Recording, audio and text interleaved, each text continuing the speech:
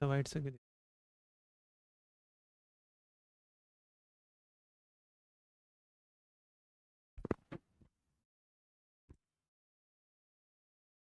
जी नमस्कार, स्वागत है आप सभी का दिन मंत्र के यूट्यूब चैनल पर। हम रोहित वैद्यमान हैं, आप हैशटैग बच्चे पार्टी कुल मिलाकर दिन मंत्र। स्वागत है आपका इस क्लास में।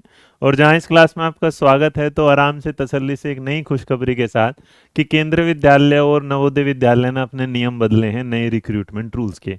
अब जो सिलेक्शन है वो आसान हो गया। आपसे एक दरखास्त है, एक उम्मीद है, एक वो है कि जब इस वीडियो को आप देख रहे हो तो इस वीडियो को देखते टाइम आप आराम से मैसेज की जो आपकी प्रकाष्ठा है उसे थोड़ा कम रखें और आप बीच में सवाल थोड़े कम पूछें, क्योंकि अगर आप बीच में सवाल पूछेंगे तो जो जानकारी है वो पूरी आप तक पहुंच नहीं पाएगी। स्पेशल एजुकेटर पीआरटी क्या होने वाला है, ये बहुत सारी चीज़ें आपको देखने को मिलनी है। और हो सकता है कि अप्रैल की 2 या 3 तारीख तक को आपको ये भी देखने को मिल जाए कि केंद्रीय विद्यालय आपके सामने आपका नया नोटिफिकेशन जारी कर दे। तो कई सारी चीज़ों की जानकारी आप देखने वाले हैं, आज सुनने वाले हैं, समझने वाले हैं। कुछ लोगों को जल्दी जल्दी चले पड़ेगी, देखिए जल्दी का काम होता है शैतान का। तो इस वीडियो को आप आराम से देखिएगा, क्योंकि रिक्रूटमेंट रूल और नोटिफिकेशन हमेशा आराम से तसल्ली से पढ़ना चाहिए। तो चलिए एक बार मैं इसके बारे में जानकारी देता हूँ। और ऑफिशियल जानकारी है, इसलिए पहले आपको लेके चलता हूँ केंद्रीय विद्यालय की वेबसाइट पर, जहां आप रिक्रूटमेंट रूल के सेक्शन में जाएंगे और वहां पर रिक्रूटमेंट रूल जो दिखाई देगा 3/20/2025 अर्थात 20 तारीख तीसरा महीना 2025 के साल पर एक 4 MB के आपके सामने। ये वाइट हो रहा है, थोड़ा सा कम करो यार। हम्म। तो ये आपको क्या है देखने को मिलेगी। तो एक बार आप मेरे साथ अगर हैं तो आ जाइएगा, जरा मेरी आवाज़ देखिएगा आप तक पूरी तरह आ रही है कि नहीं आ रही है।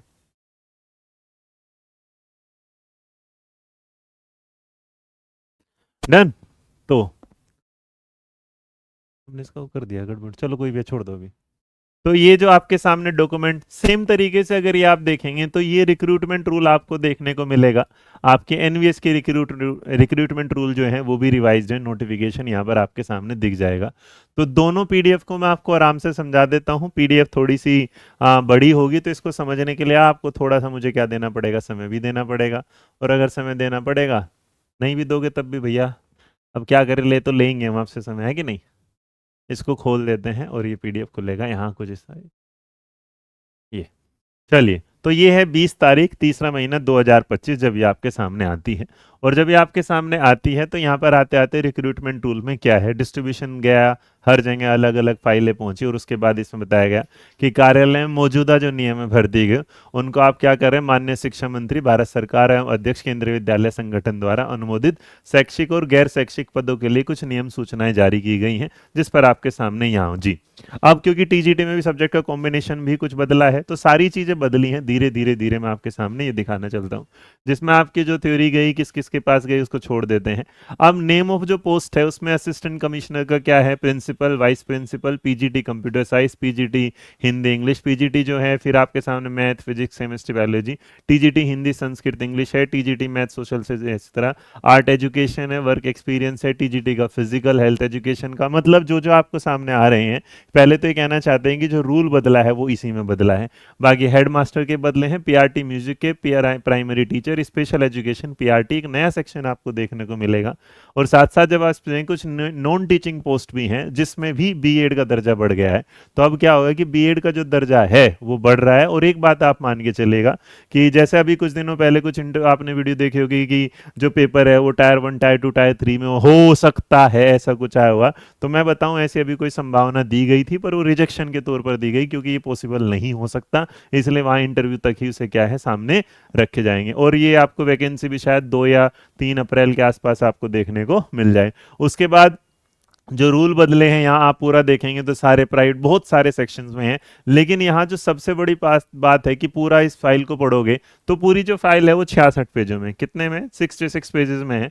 और इन जब 66 पेजों में आप देखेंगे तो एक जो सबसे बड़ा बदलाव आप देखने को मिलेंगे, एक ऐसा एग्जाम जिसमें आप ग्रुप असिस्टेंट कमिश्नर में जाते थे तो उसमें मास्टर डिग्री है, बीएड भी आपको होना चाहिए, एनसीटी के साथ होना चाहिए, 3 साल का आपको इंटीग्रेटेड वो चलेगा। इसके अलावा जो डायरेक्ट रिक्रूटमेंट थी 2 साल की वो अलग थी। अब इन्होंने क्या कर दिया कि उसके बाद अगर प्रिंसिपल की पोस्ट देखेंगे उसमें भी वही नंबर ऑफ जो पोस्टेज हैं। देखो अब आप अगर यहाँ देखेंगे तो इन रिक्रूटमेंट रूल के साथ साथ ना आप अगर देखेंगे तो यहाँ पर ना कुछ नंबर ऑफ पोस्ट भी दिखाई देंगे। क्या दिखाई देंगे, नंबर ऑफ पोस्ट भी दिखाई दिखाई देंगी, तो जहाँ नंबर ऑफ पोस्ट में इसका मतलब यहाँ ये संभावनाएं आपके सामने आ जाती हैं कि इतनी जो वैकेंसीज हैं शायद वो अभी हैं उनके पास, और उसके इन पोस्ट के लिए जो रिक्रूटमेंट रूल होगा वो, जैसे 1184 आपके जो है पोस्ट ऑफ प्रिंसिपल है। इतनी सारी चीजों में अगर आप चल रहे हैं, देख रहे हैं, सामना कर रहे हैं, तो यहाँ पर एक चीज आपके सामने जो है सबसे बड़ी और सबसे अच्छी, तो आप जब देखेंगे बैचलर जो डिग्री है या इनके लिए भी चाहिए,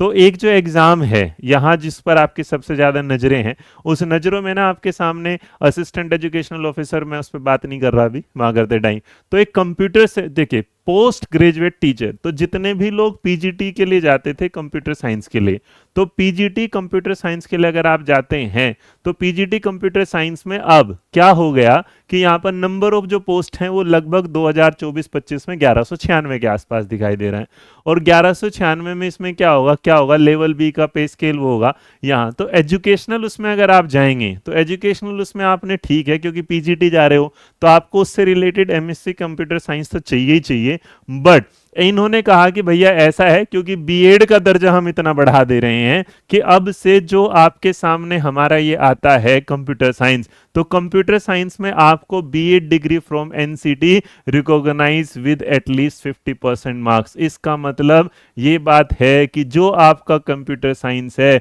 अब पहले जिसमें बीएड की जरूरत नहीं होती थी उसमें बीएड की जरूरत क्या है, होने लगी है। अब आप बिना बीएड के कंप्यूटर टीचर नहीं बन सकते केवीएस में ना। उसके बाद 4 साल का आपने इंटीग्रेटेड कोर्स किया हो तो अलग बात है।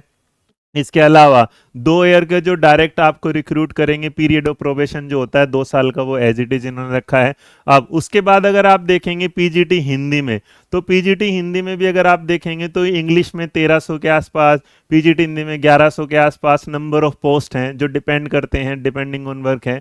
और उसके बाद यहाँ पर भी आप देखेंगे तो यहाँ नोट एक्सटीड जो है, अब देखो जरा क्या होगा, एक बात समझ लीजिएगा, तो जो एज के क्राइटेरिया थे वो वैसे ही हैं।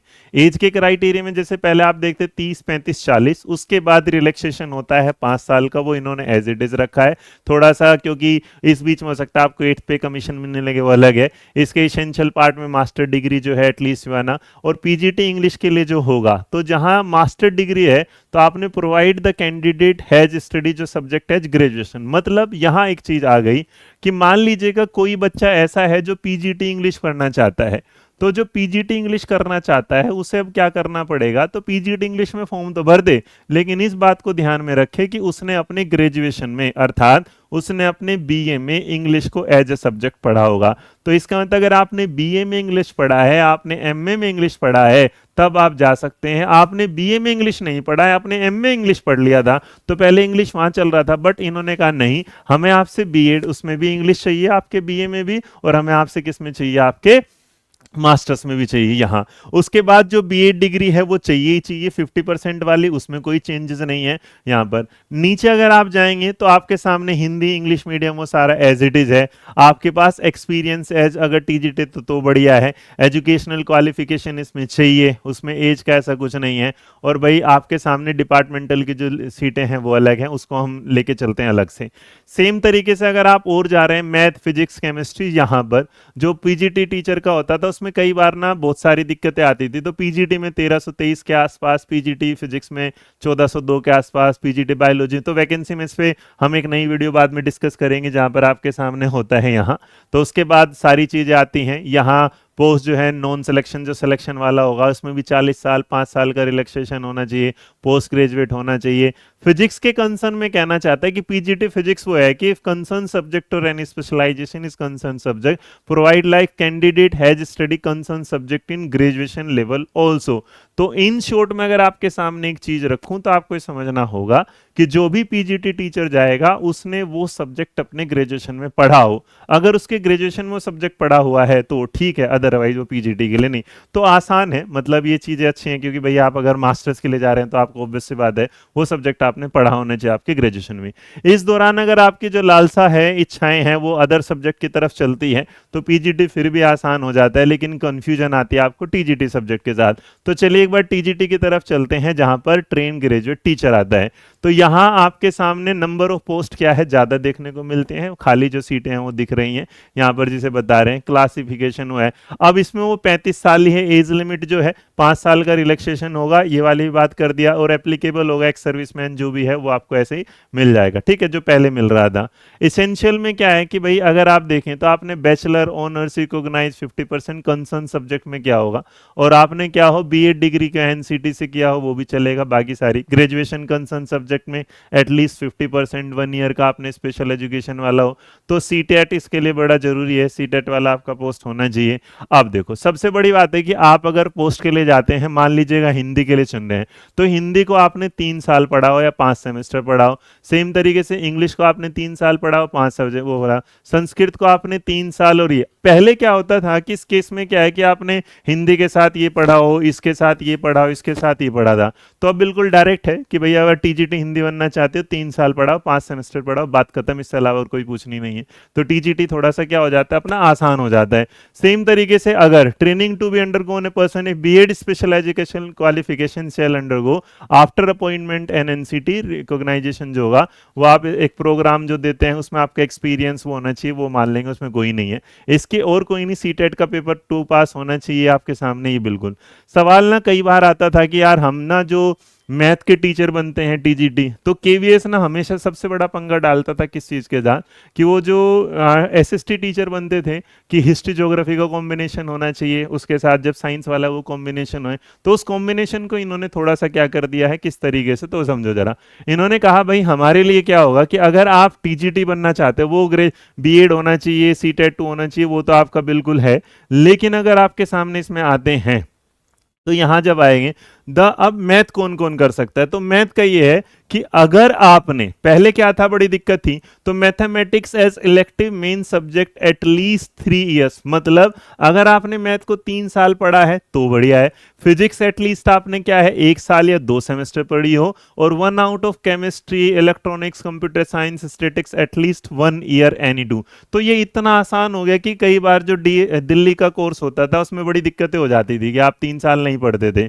तो अब जब क्लियर होता है, तो टीजीटी साइंस बनने के लिए आप सीधा कहना चाहते हैं कि आपने मैथ 3 साल पढ़ा हो और आपने उसके साथ अगर कोई एक सब्जेक्ट फिजिक्स है, केमिस्ट्री है, बायो ये पढ़ा हो, तो इसका मतलब आप बड़े आसान। और मैं एक बात और बता दूं, जितनी भी महिलाएं हमारे बीच में हैं और उनको ये परेशानी कि सर हमारी तो एज ओवर होगी, तो फॉर योर काइंड इंफॉर्मेशन और एक अच्छी बात के साथ कि आपका जो 10 साल का रिजर्वेशन है वो एज इट इज बना हुआ है, आपके 10 साल के रिजर्वेशन को भी नहीं हटाया गया है। तो इसका मतलब महिलाओं को 10 साल की छूट जो है वो बराबर मिल रही है, इस बात को ध्यान रखेंगे। इसके अलावा अगर आप टीजीटी एसएसटी साइंस में जा रहे थे, वो टीजीटी साइंस, तो आपने ये देख लिया कि भाई बायोलॉजी, लाइफ साइंस इसमें पढ़ा हो आपके सामने, तो यहाँ। और इसके अलावा अगर आप देखेंगे तो अगर आप बोटनी, देखो टीजीटी साइंस वाले केस में क्या होगा कि आपने ना बोटनी, लाइफ साइंस या फिर आपके सामने बायोलॉजी एज क्या किया, ऑनर्स मेन सब्जेक्ट एटलीस्ट 3 साल पढ़ी हो, या फिर क्या है आपका 6 सेमेस्टर पढ़ा हो, तो यहाँ पर वो 5 दिख रहा था, या 2 सेमेस्टर इसमें। अब अगर आपने बायोलॉजी, लाइफ साइंस पढ़ी है तो उसके साथ केमिस्ट्री, बोटनी, जोलॉजी चल जाएगी, बोटनी पढ़ी है तो केमिस्ट्री, जोलॉजी चल जाएगी, जोलॉजी पढ़ी है तो केमिस्ट्री, बोटनी चल जाएगी। कैंडिडेट जिन्होंने ये कहा होगा चॉइस बेस्ड क्रेडिट सिस्टम होगा, पहले जो ग्रेड सिस्टम होता था वो तो इस तरीके से चलेगा। अब उसके बाद आपने जो देखा साइंस वाले में कहते हैं सब्जेक्ट जो 2 सब्जेक्ट थे, history, geography, economics, political science during graduation, out of which 1 must be either history और ज्योग्राफी एट स्टडी 3। सबसे बढ़िया बात है कि पहले हिस्ट्री ज्योग्राफी वाला, अब आपने अगर हिस्ट्री 3 साल पढ़ी है तो काम चल जाएगा, उसके साथ क्या होना चाहिए, बाकी कोई भी सब्जेक्ट आपका 1 साल चलेगा, पहले उसे 2-2 बन रहे थे। तो अब आपके सामने यहां होगा, तो ये जो सुधार है, ये जो एक्सपीरियंस है इसके साथ, तो अगर हमारे कुछ बच्चे आते हैं कि सर जी अब इतना तो बता दिया, आर्ट एजुकेशन तो सिंपल, उसमें कोई दिक्कत ही नहीं है, आपने उसमें अब हमारे सामने क्या, एक बार वो हमारा जो पीआरटी वाला होता है ना, बस उसमें भी थोड़ा सा बता दो, बाकी सारी चीजें आप बता दोगे तो फिर मजा मजा, नहीं बताओगे तो फिर कोई बात नहीं, पर ऐसा हो नहीं सकता कि मैं जानो।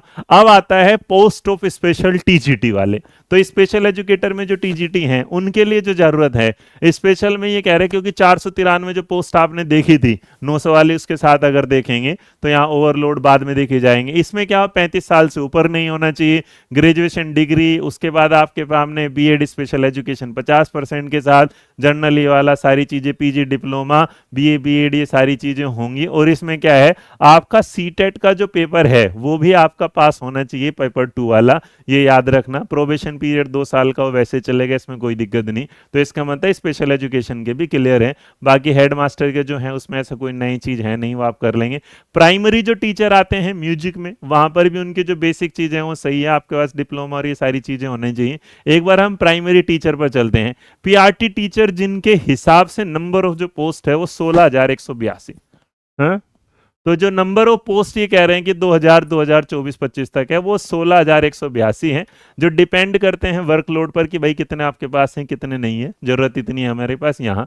तो उसमें क्या होगा, आपके 30 साल से ऊपर नहीं होने चाहिए, आपका वही 10+2 वाला सेकेंडरी बीएड बीएलएड क्या होगा, नॉलेज कंप्यूटर की होनी चाहिए। और अगर आपने भाई कोई स्पेशल एजुकेशन अंडर कोर्स में चल रहे हैं यहाँ, तो जो NOIS वाले हैं क्योंकि वो वैलिड हो चुके हैं, तो इसमें कोई दिक्कत उनके लिए भी नहीं है। बाकी जो है आपके सामने पीआरटी में भाई 494 कुछ दिखाई दे रही हैं, यहां पर आपकी 30 साल से ज्यादा नहीं होनी चाहिए। और इस दौरान आपके पास, इसमें जो आपके पास होना चाहिए वो डिप्लोमा वगैरह तो सारी बात है, लेकिन इसमें भी आपके पास क्वालिफाइड होना चाहिए आपका सीटेट, ये याद रखिएगा। बाकी रिलैक्सेशन जो है वो एज इट इज चलता रहेगा। सेम तरीके से मैं आपके सामने आता हूं बाकी चीजें जो है नॉन पोस्ट पर।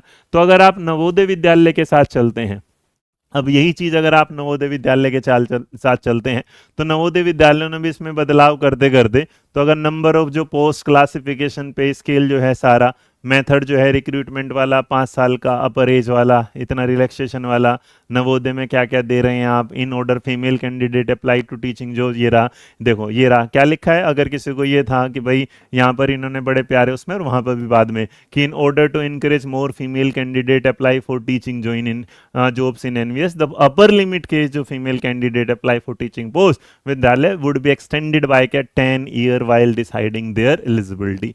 तो भाई मुझे लगता है कि मैं आपको ये सारी वीडियो जिस आराम से मतलब बिल्कुल तसल्ली से समझा सकता था वो मैंने समझाया है। स्टिल आपको लगेगा इसमें कुछ ज़रूरत है तो मैं आपको बता दूं यहाँ पर इसके साथ कि भाई नवोदय विद्यालय के प्रोबेशन पीरियड मेरे बच्चे वही है जो होना चाहिए था, तो इन्होंने और थोड़ा बेहतर करके इसे अच्छे तरीके से दिखाया है, जिसके लिए मतलब मेरे को लगता है कि हाँ ये जिस तरीके से दिखाया गया अच्छा है जी।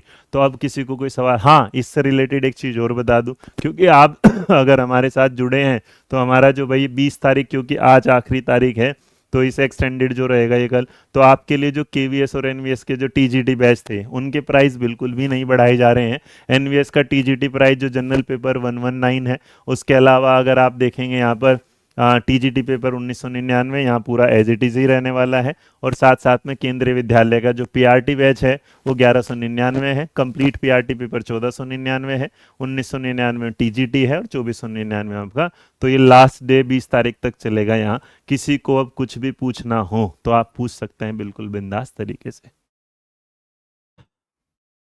हाँ सर जी एक डाउट है, अगर क्लियर कर दो, अगर आपने बीएससी में फिजिक्स नहीं पढ़ी, बेटा फिजिक्स 1 साल उन्होंने लिखा है तो वो आपको पढ़नी पड़ेगी, वो आपको ध्यान है। अभी आप मुझसे सवाल पूछ सकते हैं, जो जो जिसको सवाल पूछना है, मैं उनके सवालों के साथ क्या हूँ तैयार हूँ, ताकि मैं उन्हें कोई भी डाउट ना छोड़ूं उनके दिमाग में, ठीक है जी। तो जिन जिन को जो भी सवाल चाहिए मेरे बच्चे पूछते चलो, कोई दिक्कत नहीं, मैं अपना आराम से समझा देता हूँ। प्रोबेशन पीरियड एम्प्लॉय वाला मैंने आपको बता दिया है, बाकी क्यों नहीं हो रही रिक्रूटमेंट रूल, इनकी इस फाइल में शायद कुछ एरर आ रहा है, फिलहाल अभी पूरी खुल रही थी उसके बाद नहीं खुल रही। रूल आ गए हैं किसी को जी? वैकेंसी वैकेंसी वैकेंसी मेरे बच्चे, इस बस आप ये समझो कि आपके घर पे ना बिल्कुल दरवाजे पे इंतजार कर रही है, आप पढ़िएगा आराम से बढ़िया से। आपको बिल्कुल नौकरी क्या है ये समझो कि आपके घर के बाहर खड़ी है, अब आपको देखना है कि आप उसके लिए तैयार हैं कि उसके लिए आप तैयार नहीं हैं। हम्म। जो नंबर ऑफ पोस्ट देखो प्रिंसिपल के लिए जो है यही, तो नॉर्मली अगर आप देखेंगे क्योंकि दोनों जो चीजें हैं उनमें बिल्कुल सेम ही मिलता है, तो आपको ऐसी कोई टेंशन लेने की जरूरत नहीं। जो आपको केवी में दिख रहा है वही आपको क्या दिख रहा है, एनवीएस में दिख रहा है। अगर आपको ये वीडियो पसंद आई है तो लाइक शेयर सब्सक्राइब करना ना भूले। बट उससे भी ज़्यादा जरूरी बात है, डिस्काउंट तो डेट भी याद रखिएगा, उससे भी ज़्यादा जरूरी बात है कि आपको अगर लगता है कि आपका कोई सवाल है जिसका आपको जवाब चाहिए, तो मेरे बच्चे कमेंट बॉक्स में आप जरूर दीजिएगा। और कमेंट बॉक्स में जब आप जवाब देंगे, सवाल पूछेंगे, तो आप तक हम जवाब लेके जरूर जरूर आएंगे। तो बाकी आज के लिए हम इतना ही रखते हैं। आप खुश रहें, मुस्कुराते रहें, ध्यान रखें अपना, और जुड़ना न भूलेगा धन्वंतरि के स्पेशल केवीएस। क्योंकि अगर पूरा देश बोलता है कि केवीएस सिलेक्शन कहाँ से होता है, तो पूछेगा अपने आजू बाजू से, सबसे पता चल जाएगा कि केवीएस और एनवीएस में कहाँ चलता है, किसका रिजल्ट आता है। तो धन्वंतरा, क्योंकि ये आज से नहीं 12 सालों की विरासत है, जिसे ना कोई हिला पाया है ना कोई हिला पाएगा। तो 12 साल, जैसे कुंभ आता है तो 12 साल सोचे हम लगातार आते हैं। Thank you so much. जय हिंद, जय भारत, नमस्कार।